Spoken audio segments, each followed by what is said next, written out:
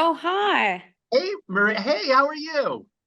I'm good. How are you? Wonderful. You killed it in Milwaukee the last time you were here. Oh my God, the scariest venue in the world. Did you go to the pool? I went to the pool. Yeah, it was freaking scary. It was like I heard all these different tales of it being haunted, and then and then like the Mac Miller thing and everything. Yeah, Yeah. was You it can was feel insane. it though there, right? I mean, it's a very much a vibe that it's even if you don't believe in ghosts, I think it's probably converted some people. I don't really like I'm not like, ooh, there's like a ghost or something. Like I'm not really Yeah. like that. But then there was definitely something. It was giving like Stranger Things in there. It was weird. You're waiting for the pool to fill up with blood from the bottom or something like that. No, I was like waiting for the whole room to like twist and then I'll be like in the upside down and then I was like, then I'll just like see everyone from the crew just working and sitting and I'm like, guys, can you hear me? And they're like, no. So Can't I was hear scared, but it was you. great. Congrats on the new album. My God, I've loved what I've heard so far. There's nothing been so far this year uh, like the title track. It's just nothing I've ever heard that's so beautifully different from everything you've done, but it kind of fits right in if that makes any sense at all. That's how I feel also. So for me, it makes perfect sense. So I'm Okay. happy that it's not just me who feels it, it's someone else and it's you. It is joyful and very like weirdly optimistic. It's the kind of optimism I have, but I don't know if I could express where you feel good and you're literally saying what you're looking down at yourself and going, fuck yeah, this is like, Yeah. let's go. And the video kind of shows that too, which I love. But it's so different. This is your second album, and the first album was so huge. It was like top 10 in the US, top 10 in the UK, top 10 in Norway, where you are. You go to the second album, and are you like, all right, I'm going to do everything exactly the same way I did the first album so it works? Or did you go, no, this is all new. This is a different thing? I feel like, it's been quite a like the first album is like 3 years behind me. So I feel like a lot has happened. And I don't even think there was 1 second where I was like, I need to do the same thing so that it works. Like I just don't think I'm that sort of person because that would have been freaking boring and I would Yeah. not like I wouldn't have been interested in doing that. So I was very much just like I'm just going to do whatever I think is cool right now and I feel like that just happens to be like an evolution and like development of the first one. It's just more free, more fun, more playful, more like confident, more just like I just think it's overall a more, like, cool and crisp and just, like, more perfected record than the first one. Um, and I think, like, yeah, it's just I'm really leaning more on my voice as an instrument, and I feel like in Too Much you can definitely hear that. I've I went through a whole period where I kind of lost my voice and I had, like, nodules and all these different things, and you can definitely hear that my voice has changed, like, I've grown. Um, yeah, it just all sounds, like, more mature and developed, and I just think it's sick. I also love, as soon as we started playing Too Much, I love the album title. I'm doing it again, baby. It's just such a great follow-up album title where it could have been anything, but you're just like, again, it sounds like you're talking to yourself, but you're writing it down and saying it out loud at the same time. You're like, I'm doing it again, baby. You're like, it's just like something you say before you run out on stage. You know what I mean? That's sort of like the idea of it. It's like this like internal thing that I'm like pursuing a new album cycle and I'm pursuing creating something that I think is really sick. But then it's also kind of like I'm doing it again. Like I'm hoping there's also like this wishful thinking that I hope that I'm doing it again. And also kind of setting myself up for a big disaster by saying that the second album is going to be even better than the first one. And Yeah. I'm like, No, "Ugh." But I no, think but I like think there's something fun in it. you're just saying you're doing it again. I don't think you're putting anything on yourself other than it's My mom happening. was like, "Marie, are you sure you want that?" Because she was really interpreting as like that that I was setting the bar, like I'm doing it again, baby. Because I'm like kind of saying that I'm making a better album, sort of like I'm doing it again, like I'm gonna Yeah. do this thing that kind of like creates success again or something, but which you really can never control. But for me, it's like more this like it was that feeling when I made the song "Doing It Again, Baby." Like it was like kind of like I realized that I have material now. I have stuff that has really like really inspires me and gets me really excited. And I felt like things were really like developing, and I felt this like sense of like like I'm Yeah. doing it again. No, it's perfect. I think it's an absolute great. Producer, same producer from the first album, Matthias Tellez, yeah? Yeah, Matthias Tellez. I don't know Matthias. if Yeah. Yeah, Matthias Tellez. I don't know, but yeah. And then Phineas helped did on the first one. Matthias did. He produced a band called Chain Wallet that I loved. I absolutely loved. Really great band. Oh, They're I don't think I've heard that. they're really kind of a chill sound. So I just kind of like I've kind of followed his not a long career, but it's really cool. I do want to ask how last year. It's hard to ignore a tour with Taylor Swift and opening Yeah. for Taylor. Was that just a very weird experience? Was it an unreal experience, or did you really have time to take it in as you were doing it?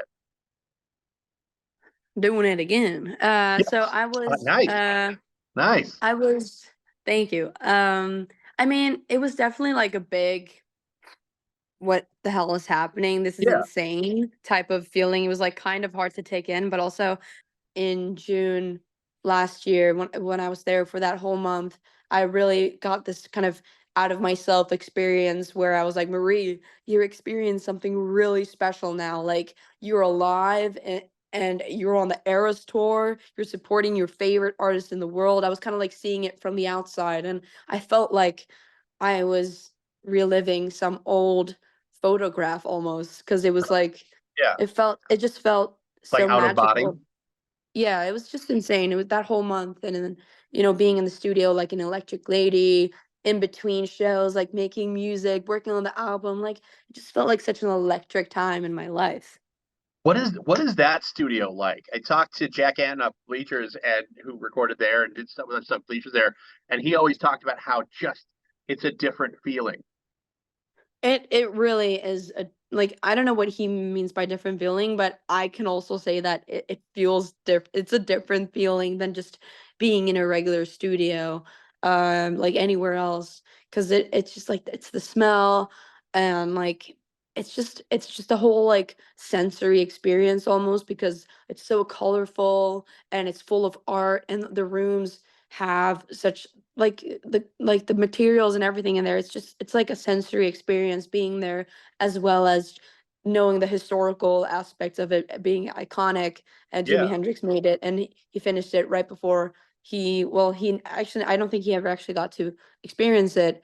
Um, and yeah, it's just like all those things together, knowing that, Kendrick Lamar is in the next studio. Like it's like those things, like those sort of feelings just makes you want to push yourself, and that you want to do better because you're in the space of greatness, sort of. yeah. Is that distracting to you? Even something like that, Kendrick Lamar's next door. Are you able to kind of put blinders on and go, I got my songs in front of me, I got the music, I got all the tracks laid out, everything's do you have to kind of get it together? Same with going in front of a Taylor Swift opening crowd.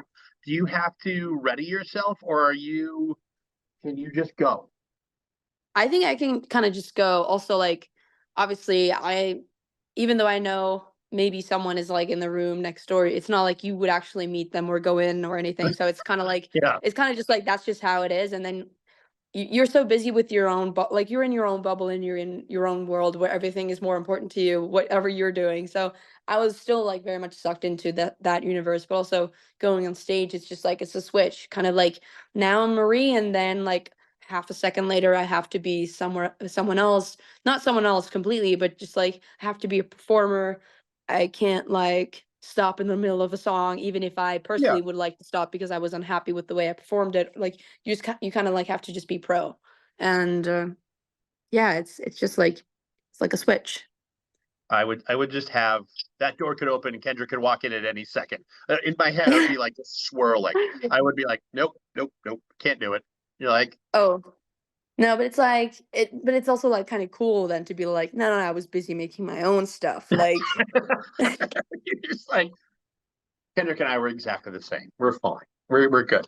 we're The not. other We're definitely not the same, but he's a genius, but you can always try. You can always like romanticize your own life to a point where you think something like that. we are less than a month away from the release of the album. We've already heard the two songs, and I forgot to ask about doing it again, baby. Did you play the banjo? Who plays the banjo in that? Matthias plays the banjo, and then Really? there's one part where he plays it, and then there's one part that's just the sample that we found. Okay. Um, so like there's the part that's like doon, doon, lin, doon, doon, diddly, doon, that's Yeah. something that he played, and then we sped it up or something and kind of um programmed it or kind of like fucked with the sound, messed with the sound. And then there's like the splice stuff. But I just think the banjo, it's hilarious. It's like, and that we got fireworks in there. Like Yeah. we got all kinds of sounds in there. It's like a whole sound library in that song. And it's 2.5. I listened to it 6 times and I go, the first time through, I go, how the fuck is that 2.5 minutes? That's impossible. It takes time out. You don't understand how it's only 2.5 minutes. It's I know. a lot. But that's like it's like I think that's because the song is like a lot. It's like it's 2.5 minutes, but it's like a verse, like two different verses. I think we got three different bass lines, Yeah. and like a bridge, and there's a banjo and country, and then like so it's like there's a lot of stuff going on. But I think it's like it has like it's just like super playful, and it's like a song that I feel like that song really encompasses that feeling of like I'm doing it again and I don't give a shit. Yeah, Like exactly. I'm the shit kind of. It's like the coolest song. It's the most fun. I'm so excited to play it live. The breakdown in the middle is just so much fun. It just stop, it hits, and then the rest of it is just a fucking party, and I love it. End of April, you're going to be in Chicago, then Madison. We're in Milwaukee, so it's right between us, which is exciting.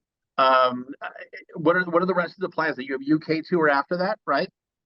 Yeah, there's like a UK Europe tour in the fall, and then we're doing some stuff or like kind of like we're going everywhere. We're trying to go everywhere this year. Um but yeah, we got Europe and the UK, and then we have some stuff in Australia, and like and we'll try to tap into most markets I think this year, and then maybe the ones we didn't get to this year, then top of next year. Outstanding. He's been waiting patiently. One of our two wonderful digital people, Brady, is here, and he has been just Hey nervous. Brady. I've been swaying over the side. Brady's just been swaying over the side with 1,000 questions, so I'm giving him like that. I told him he could crash this and ask his questions in 30 seconds. I love that. Yes. So the song with Sabrina Carpenter is coming out on Friday. I'm so excited. Is there anything you Oh can my say God, about that? yes. Um, I mean, I think similarly to like doing it again, baby, being like a very fun and playful track, I feel like this collab with Sabrina also has that sort of like funness to it. I think it's like a very unexpected collab. I don't think anyone has really seen us do anything, but I think that's what makes it so sick. And yeah, I just feel like she sounds really cool on a song like this, and I'm rapping and kind of like going crazy, and she's going crazy, and it's just like I just think it's a banger. I just think it's freaking cool, and it's nitty gritty rock and roll, like fuzz distortion guitar. It's Nice. like yeah, it's like Girl in Red, Sabrina Carpenter taking over music globally. How did you meet? How did you two hook up? That was I was just a fan of her music, and then she told me she had seen me perform at Coachella, I think. And then I reached out to her, sent her a long video of me being like, "Hey, we don't really know each other, but like, hey, I have this song, like maybe." And then she was like, "Yes, yes, yes, yes, yes." And then we just FaceTimed a couple times and wrote some stuff. She went into the studio, sent it over to me, and we kind of me and Matthias, we patched it all in there, and it just made so much sense right away. Like the song just became the song that it had always supposed to be when she laid her beautiful vocals on there. So yeah, That's it's your just a life now. really cool Your life, song. you can do wish list stuff and it comes a reality. That's what you get to do now. I mean, it is really cool. Like, it is my first feature in the world ever. Still, do you have any other things with that? Well, I don't, maybe you don't want to give anything away. Do you have anybody else that you've connected with recently? You're like, let's see if we can make something happen. Can't say. Can't Ah, say. I knew it. I knew it. That's the perfect way to end it. It's so good. So good to talk to you. I'm so excited for your success. I am so excited about this album. I love what I've already heard, and it's only like not even a third of it. So I know the rest is going to be just insane. So Thank congrats on you. Thank you, everything. John. Thank you for the time. I really appreciate it.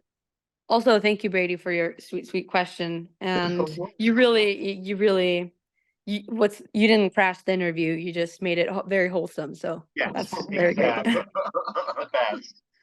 Thank you so much. Okay, Appreciate have an it. amazing day You as and well. take care. Talk to you soon. Bye. Okay, bye.